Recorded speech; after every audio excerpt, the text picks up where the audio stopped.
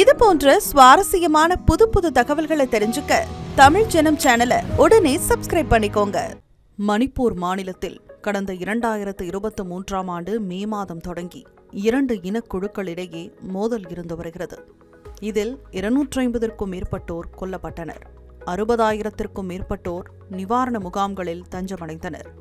வன்முறை காரணமாக மணிப்பூரில் குடியரசுத் தலைவர் ஆட்சியும் அமல்படுத்தப்பட்டது. இந்நிலையில் டெல்லியில் கடந்த சில நாட்களாக குக்கி ஜோ அமைப்பின் பிரதிநிதிகள் மணிப்பூர் அரசு உள்துறை அமைச்சக அதிகாரிகள் இடையே நடந்த பேச்சுவார்த்தையில் முக்கிய ஒப்பந்தம் கையெழுத்தாகியுள்ளது. அதில் கடந்த 2023ஆம் ஆண்டு மூடப்பட்ட மணிப்பூர் நாகாலாந்து இடையேயான தேசிய நெடுஞ்சாலை எண் 2 திறக்க உடன்பாடு ஏற்பட்டது.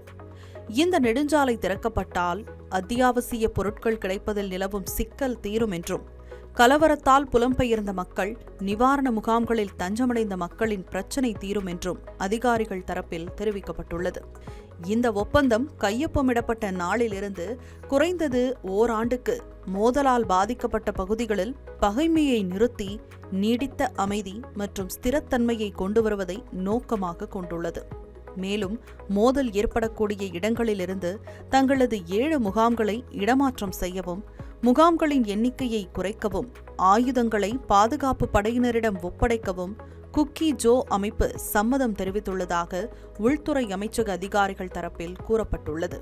பிரதமர் மோடி வரும் 13ஆம் தேதி மிசோரம் மற்றும் மணிப்பூர் மாநிலங்களுக்கு செல்ல வாய்ப்புள்ளதாக மிசோரம் தலைநகர் ஐஸ்வாலில் உள்ள அதிகாரிகள் தெரிவித்துள்ளதாக கூறியிருந்தாலும் மத்திய அரசிடமிருந்து அதிகாரப்பூர்வ தகவல்கள் வெளிவரவில்லை.